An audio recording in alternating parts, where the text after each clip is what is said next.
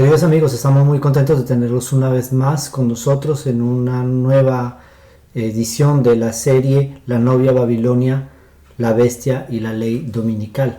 En el día de hoy vamos a tratar el tema de la novia, es decir, la iglesia, y vamos a ver los diferentes aspectos históricos acerca de este tema. Pero antes de esto yo quisiera invitarlos a que iniciemos con una palabra de oración. Oremos.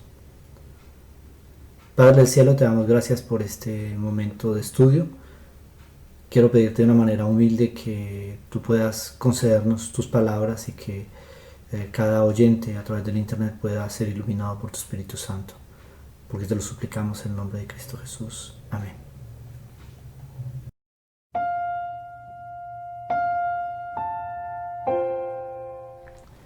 Como lo dijimos hace un rato, el día de hoy vamos a tratar el tema de la novia, es decir, la iglesia, símbolo que ya habíamos anunciado en temas anteriores, pero hoy vamos a explicar el por qué decimos que la novia o la mujer representa a la iglesia y también vamos a ver algo acerca de su historia. Pero antes de esto yo quisiera que hablemos un poco acerca de un evento que sucedió esta semana aquí en Francia. Tal vez muchos de ustedes están al tanto. Es un evento muy triste, ¿sí? Un profesor de historia fue asesinado por haber dado un curso, haber utilizado caricaturas de un periódico satírico muy conocido en Francia llamado Charlie Hebdo. Paso para aquellos que no lo sepan, Charlie Hebdo sufrió también atentados en los cuales murieron muchas personas. Samuel Paty utilizó esas caricaturas de Mahoma en su curso sobre la libertad de expresión.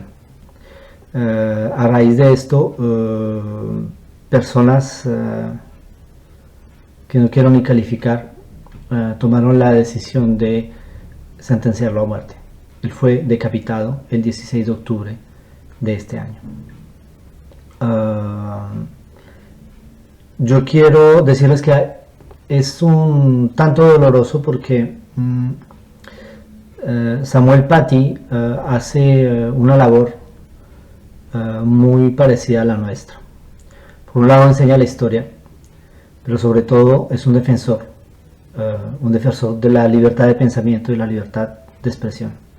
Digo es porque a pesar de que lo decapitaron, ese espíritu sigue vivo. Ese espíritu sigue hablando a muchos corazones, a muchas personas.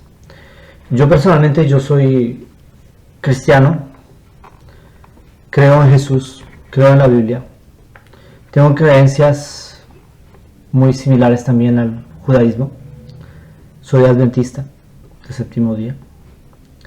Y tengo amigos musulmanes, tengo amigos budistas, tengo amigos católicos, tengo amigos de muchas religiones.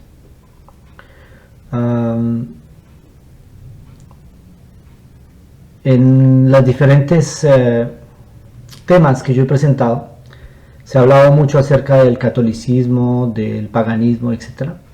y de diferentes hechos y eventos históricos. Hoy en día podemos hablar de estas cosas porque hay libertad de expresión. Las caricaturas que fueron utilizadas por Samuel Paty, tal vez yo no las hubiera utilizado por mi sensibilidad religiosa, pero no condeno el uso de esas caricaturas, porque yo considero que en el mundo las personas deben tener la libertad de creer, de no creer e inclusive de blasfemar.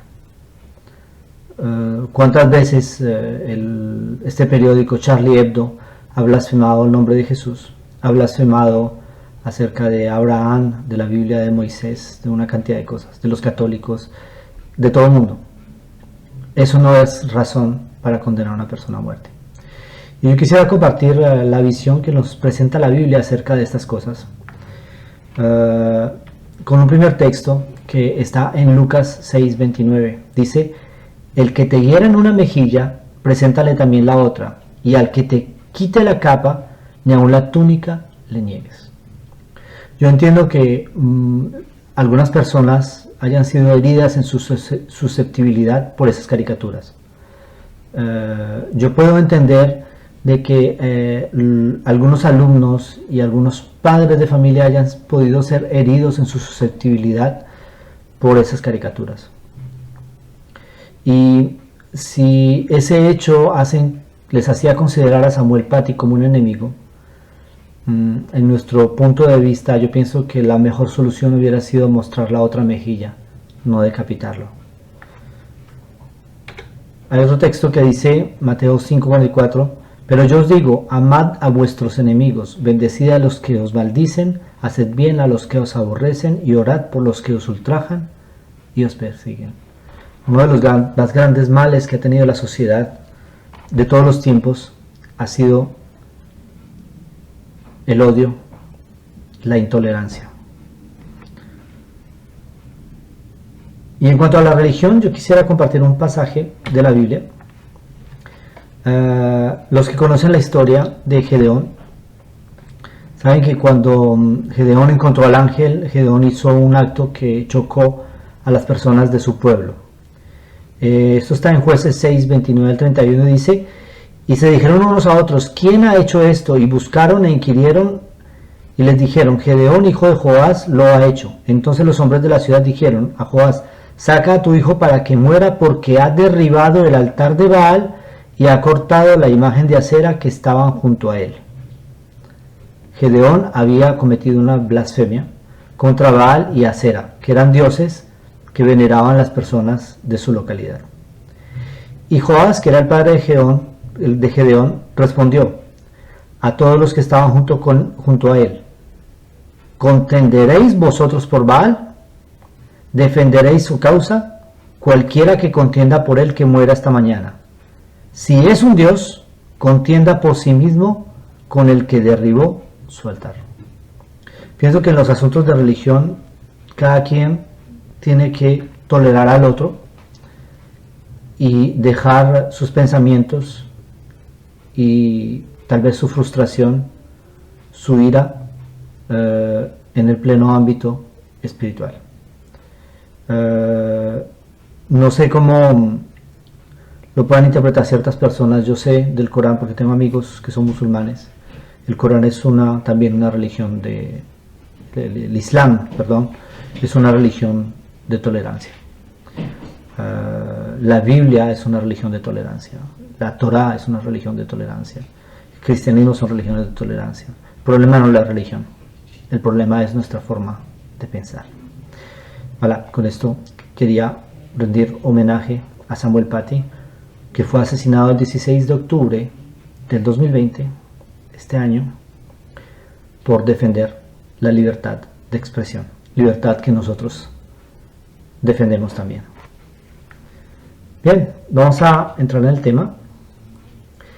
Y hablando de iglesia, tenemos que empezar por la etimología de la palabra iglesia.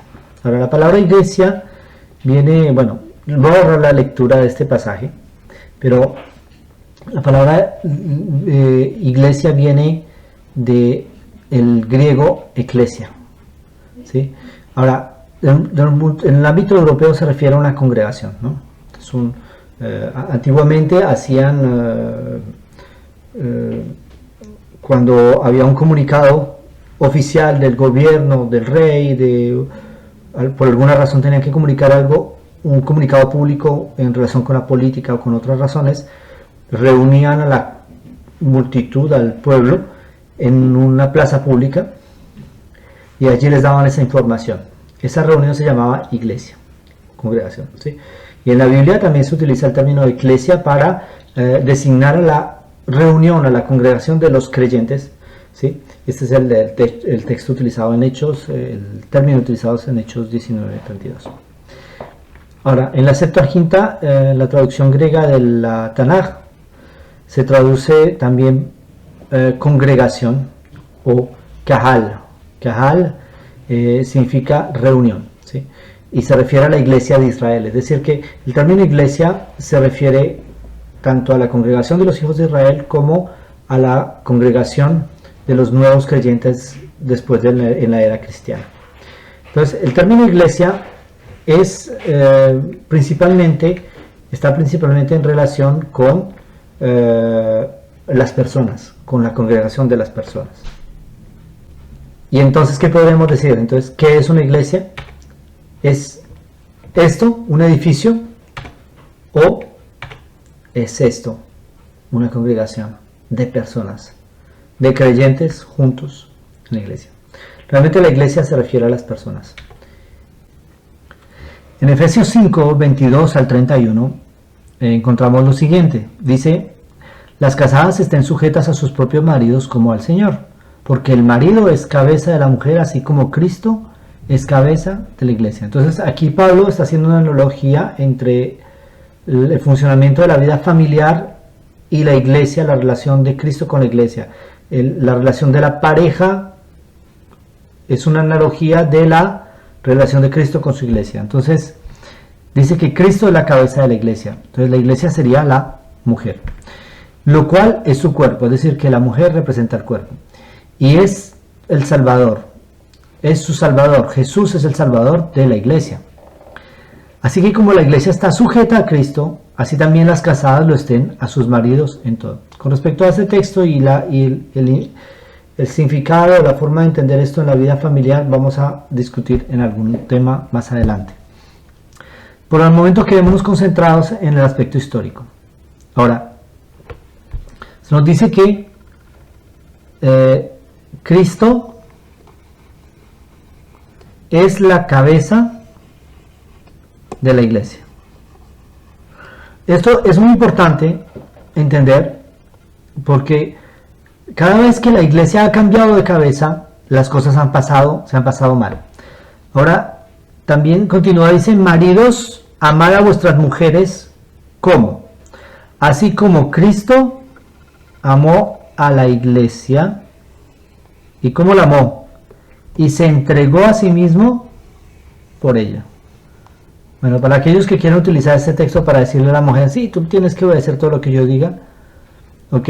Yo les digo lo siguiente: Pablo está aquí estableciendo una relación de igual a igual. La mujer debe estar sujeta al marido y el marido a la mujer. ¿En qué sentido? Tiene que estar aún dispuesto a dar su propia vida por ella. Entonces, marido, si usted está dispuesto a dar su vida por su mujer le debe sujeción también a usted. Pero nunca exija sujeción de su esposa si usted no está dispuesto a dar su propia vida por ella.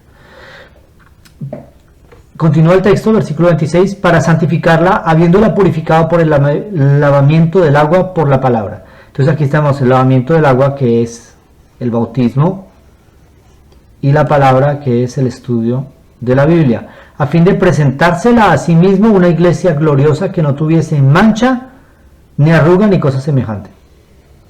Bueno, sobre este texto lo vamos a tomar casi al final de esta conferencia, porque este texto y esta parte que acabo de subrayar aquí es muy importante entender en cuanto a la historia de la iglesia hoy. Sino que fuese santa y sin mancha. Así también los maridos deben amar a sus mujeres como a sus mismos cuerpos. El que ama a su mujer, a sí mismo se ama, porque nadie aborreció jamás su propia carne, sino que la sustenta y la cuida, como también Cristo a la iglesia. Entonces Cristo cuida a la iglesia. ¿Okay? Ahora, porque somos miembros de su cuerpo, de su carne y de sus huesos. Por esto dejará el hombre a su padre y a su madre, y se unirá a su mujer, y los dos serán una sola carne. Y aquí nos lleva al texto del Génesis, cuando Dios constituye el primer matrimonio. Entonces, este texto es muy interesante porque aquí vemos que Pablo hace una analogía entre la iglesia y la mujer, entre Cristo y el marido. Entonces, recuerden lo que habíamos estudiado el tema pasado acerca del natural y el espiritual. Entonces, el natural sería la iglesia, la mujer. Entonces, el natural sería la mujer, el espiritual sería la iglesia. El natural sería el marido, el espiritual sería el Cristo. Esa es la relación. Ahora, veamos otro texto, otra serie de textos. En Oseas 3:1 también se habla de la iglesia como una mujer. Hablando de la iglesia de Israel, el Señor dice lo siguiente: me dijo otra vez Jehová, ve, ama a una mujer amada de su compañero, aunque adúltera, como el amor de Jehová para con los hijos de Israel, los cuales miran a dioses ajenos y aman tortas de pasas. Aquí el Señor le está diciendo al profeta Oseas que tome una mujer adúltera, una mujer que no es fiel, porque esta mujer va a representar al pueblo de Israel que tampoco es fiel, que va en pos de dioses ajenos. Entonces, una vez más aquí tenemos el símbolo de la mujer para representar a la iglesia de Dios, al cuerpo de los creyentes de Dios, ¿sí? Obviamente aquí es una representación negativa porque está hablando del adulterio. Otra representación en el antiguo Israel, Ezequiel 23, 1 al 4, dice: vino mi palabra de Jehová diciendo: hijo de hombre, hubo dos mujeres hijas de una madre, las cuales fornicaron en Egipto en su juventud. Fornicaron, allí fueron apretados sus pechos, allí fueron estrujados sus pechos virginales, y se llamaba la mayor Ahola y su hermana Aholiba, las cuales llegaron a ser mías, y dieron a luz hijos e hijas, y se llamaron Samaria Ahola y Jerusalén Aholiba. Entonces, claramente aquí, en el libro de Ezequiel, el Señor está representando a su pueblo como dos mujeres. ¿Por qué dos mujeres? Miran, pero hay una sola iglesia. Hay que saber un poquito acerca de la historia del pueblo de Israel, y es algo que vamos a ver más en detalle en otros momentos. El pueblo de Israel fue uno solo desde la salida de Egipto hasta la entrada en la tierra de Canaán. Estando en la tierra de Canaán, ellos, es un texto que vamos a ver aquí más adelante en este mismo tema, piden rey. Y cuando ellos piden rey, empiezan a decaer. Y llega un momento en que Dios, a causa del pecado de David, de los pecados de Salomón y de los pecados de Roboam, llega a dividir el reino de Israel en dos. Entonces, lo que sucede es lo siguiente: Roboam, a la muerte de Salomón, él endurece las condiciones y las condiciones del pueblo, es decir, aumenta los impuestos y hace que sea más dura el peso del reinado sobre Israel. A causa de esto, el pueblo de Israel se rebela contra él y se levanta un líder religioso, un líder militar, no religioso, un líder militar se levanta allí llamado Jeroboam. Roboam es hijo de Salomón. Jeroboam era uno de los antiguos generales del ejército que había conspirado de paso contra Salomón y había huido a Egipto.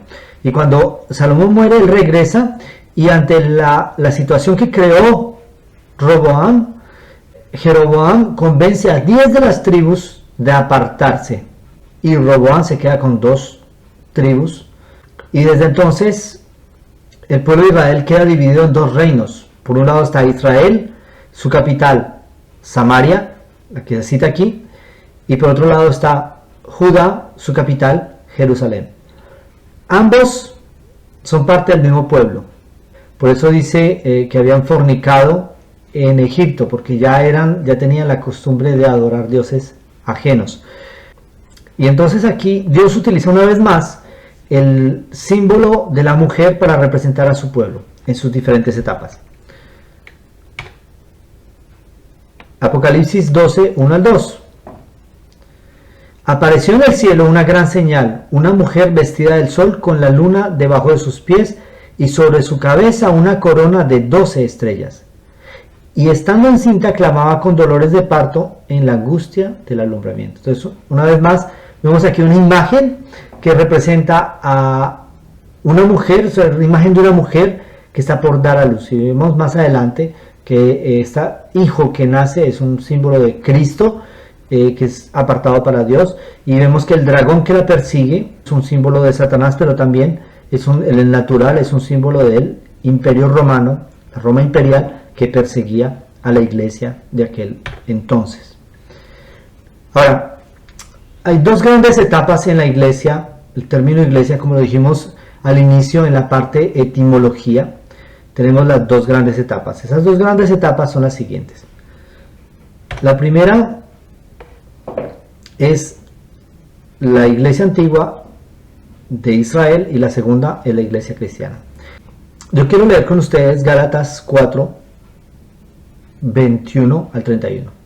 Decidme los que queréis estar bajo la ley, Ahora, sobre este tema de la ley vamos también a hablar mucho porque la ley dominical tiene mucho que ver con la ley de Dios. Hay una relación, no es que la ley dominical es la ley de Dios, no, atención, no, eso es lo que estoy diciendo, significa que están relacionadas por contraposición, es decir, son opuestas. Aquí está hablando Pablo acerca de la ley de una manera muy interesante y habla de la ley ritual. Entonces, decidme los que queréis estar bajo la ley, ¿no habéis oído la ley? Porque está escrito que Abraham tuvo dos hijos, uno de la esclava y otro de la libre. Pero el de la esclava nació según la carne, mas el de la libre por la promesa. ¿Cuál fue la esclava? La esclava era Agar, una esclava egipcia que estaba en la casa de Abraham. Como Abraham había recibido la promesa de Dios, Sara, su esposa, no creía mucho y finalmente decide pedirle a su esposo que tenga relaciones con su esclava egipcia para que tengan un hijo a través de la esclava. Abraham, ante la insistencia, finalmente decide obedecer y nace Ismael. Entonces esta es la esclava según la carne. Y hay una libre que es según la promesa. La libre era Sara, lo cual es una alegoría. Una alegoría es una parábola. Pues estas mujeres son los dos pactos. Entonces aquí hay una cosa interesante, es que cuando hablamos de las dos grandes etapas de la iglesia estamos hablando de dos pactos, ¿ok? Entonces, porque Agar es el monte Sinaí en Arabia, es decir, el pacto antiguo, que están bajo la ley y son hijos de Dios según la carne. Y corresponde a Jerusalén actual. Usted mira, pero ¿qué pasó? Jerusalén, ¿por qué Jerusalén con Agar? Van a entender por qué. Porque Jerusalén representa a los que son hijos según la carne. Dice, pues esta, junto con sus hijos, están en esclavitud. ¿Son esclavos de qué? Esclavos por la ley. Pero vamos a hablar acerca de la ley también en este tema, pero más adelante. Más la Jerusalén de arriba, la cual es madre de todos nosotros, es libre. Es decir, hay una Jerusalén, la de abajo, la tierra, es una Jerusalén de esclavitud. Y la Jerusalén de arriba es la Jerusalén celestial, que es madre de todos, y esa es la libre. Porque está escrito, regocíjate, oh estéril, tú que no das a luz, prorrumpe en júbilo y clama, tú que no tienes dolores de parto, porque más son los hijos de la desolada que de la que tiene marido. Así que, hermanos, nosotros como Isaac somos hijos de la promesa, pero como entonces el que había nacido según la carne perseguía al que había nacido según el Espíritu, así también ahora. Mas que dice la Escritura, echa fuera a la esclava y a su hijo, porque no heredará el hijo de la esclava con el hijo de la libre. De manera, hermanos, que no somos hijos de la esclava, sino de la libre. Entonces Pablo aquí está utilizando una alegoría y está diciendo que aquellos que se consideran hijos de Dios según la carne, es decir, según la descendencia de Abraham, son realmente hijos según la línea de Ismael. Y que aquellos que se consideran hijos de Dios según la promesa y según la fe de Abraham, esos son hijos según la línea de Isaac, es decir, según la promesa. Estos son los libres, los primeros son esclavos. Y esto en cuanto a la ley es una cosa muy interesante porque nosotros sabemos, Jesús lo dijo de una manera muy clara cuando atacó de una manera fuerte la tradición de los ancianos. Ellos a la ley ritual agregaron una cantidad de cosas que no estaban en la Biblia y Dios nunca les mandó. Continuamos aquí. Romanos 9, del 1 al 8 nos dice lo siguiente. Verdad digo en Cristo, no miento y mi conciencia me da testimonio en el Espíritu Santo, que tengo gran tristeza y continuo dolor en mi corazón, porque desearía yo mismo ser anatema separado de Cristo por amor a mis hermanos, los que son mis parientes según la carne. Pablo aquí está hablando de el pueblo de Israel, que son israelitas, de los cuales son la adopción, la gloria, el pacto, la promulgación de la ley, el culto y las promesas. Tenían todo. de quienes son los patriarcas y de los cuales según la carne vino Cristo, el cual es Dios sobre todas las cosas, bendito por los siglos. Amén. Jesús mismo nació de este grupo. No que la palabra de Dios haya fallado, porque no todos los que descienden de Israel son israelitas, ni por ser descendientes de Abraham son todos hijos, sino en Isaac te será llamada descendencia. Esto es, no los que son hijos según la carne son los hijos de Dios, sino los que son hijos según la promesa son contados como descendientes. Es decir, Dios no abandonó a su pueblo. Entonces aquí tenemos este gráfico que habíamos presentado la semana pasada, en el cual encontramos, pasada y antepasada de paso, encontramos desde Abraham y Moisés, encontramos al Israel natural, según la carne, que es hasta Cristo, y a partir de Cristo, todos aquellos que creen en Él son miembros del Israel espiritual. Entonces hay un texto que dice, porque a todos los que le recibieron, a los que creen en su nombre, les dio potestad de ser hechos hijos de Dios. Que son adoptados, poco importa su descendencia genética.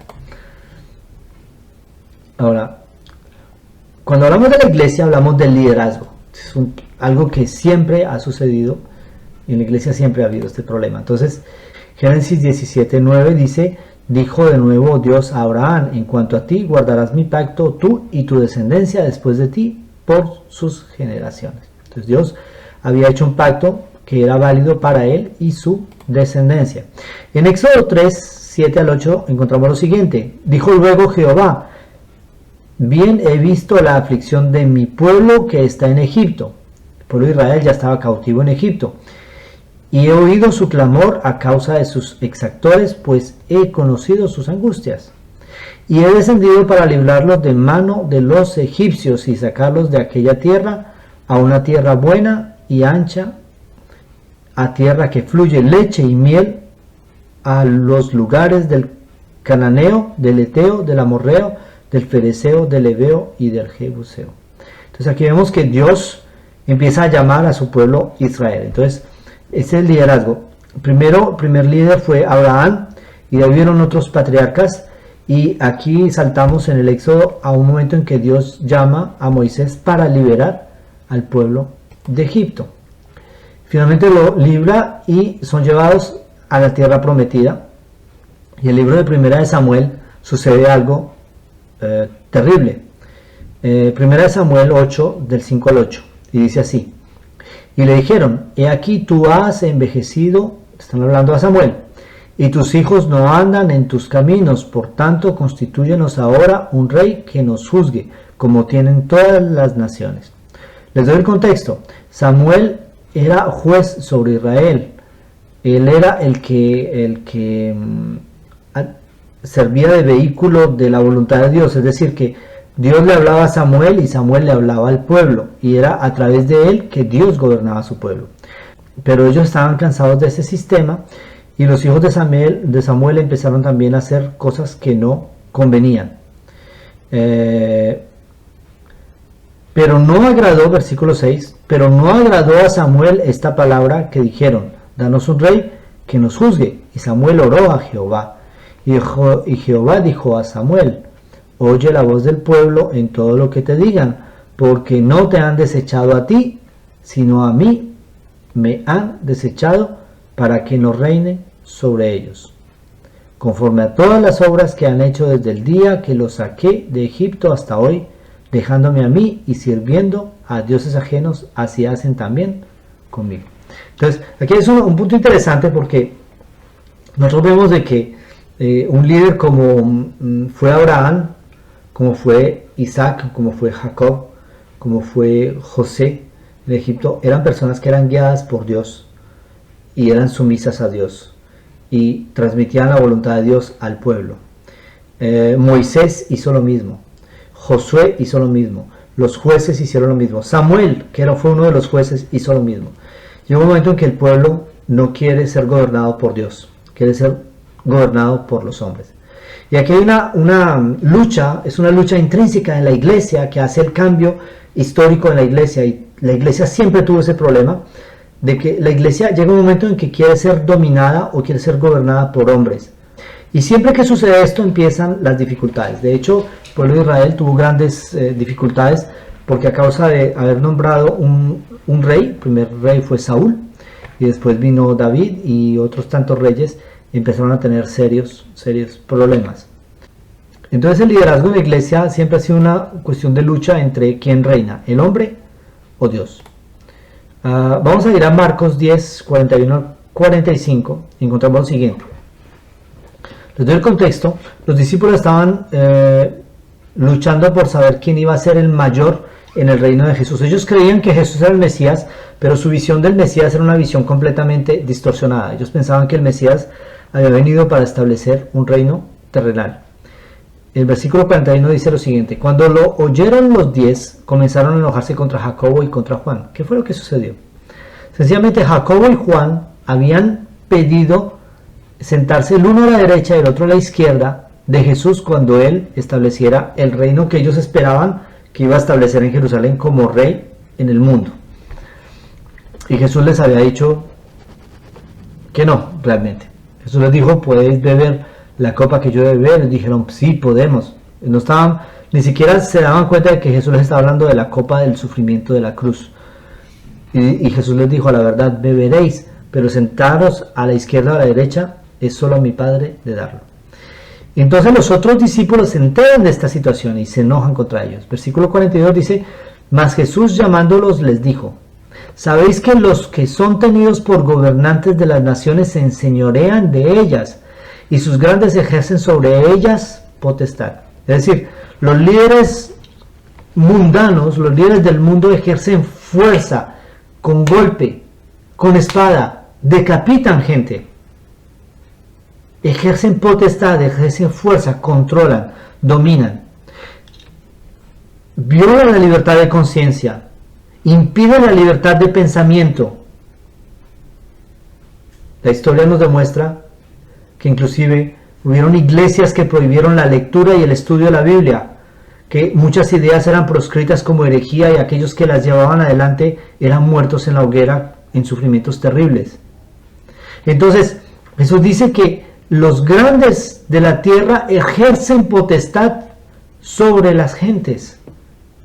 Versículo 43. Pero no será así entre vosotros. ¿Cuál fue la voluntad de Dios acerca del liderazgo en la iglesia? Que no fuera así, sino que el que quiera hacerse grande entre vosotros será vuestro servidor. Y el que de vosotros quiera ser el primero será siervo de todos. Porque el Hijo del Hombre no vino para ser servido, sino para servir y dar su vida en rescate por muchos. Alguien ama a la iglesia, dé su vida por la iglesia, pero no use la fuerza. Esto es una cuestión de amor, es una cuestión de entrega. Jesús aquí dice que el que quiera ser grande tiene que servir. Es algo que estamos tan poco dispuestos a hacer. Y me da gran tristeza ver esto porque yo me doy cuenta que en nuestra naturaleza hay muchas cosas que cambiar. Y el único que puede transformar nuestro corazón para lograr esto es Cristo. Y aquel que llega a ser verdadero líder en la iglesia es aquel tal vez que sea el menos notado. Aquellos que se da mucho alarde en la iglesia. Aquellos que son muy reconocidos y cuyo nombre es mencionado por miles de personas. Tal vez estos no sean verdaderos líderes según la voluntad de Cristo. La voluntad de Cristo es que nosotros sirvamos con un corazón sencillo y humilde. La historia de la iglesia cristiana nos cuenta muchas cosas. Y yo quisiera, antes de entrar en este punto, que hagamos una pausa. Vamos a pasar el límite de tiempo del video. Y que la próxima semana continuemos hablando de cómo evolucionó la historia de la iglesia cristiana. Antes de eso quiero invitarlos a que hagamos una oración. Oremos. Padre del cielo, te damos gracias por tu bondad y por tu misericordia, y te queremos pedir de que tu Espíritu Santo trabaje en nuestros corazones y nos ayude a entender somos miembros, sea de una iglesia cristiana o de otra congregación, de otra creencia, Señor, que lo hagamos sabiendo de que tú amas la libertad y que tú das libre albedrío a las personas, que tú quieres que te sirvan solamente con un corazón libre, que el único servicio aceptable delante de ti es el de un corazón libre que lo hace por una propia voluntad. Señor, ayúdanos a ser mensajeros de la libertad, a ser verdaderos miembros de tu Santa Iglesia.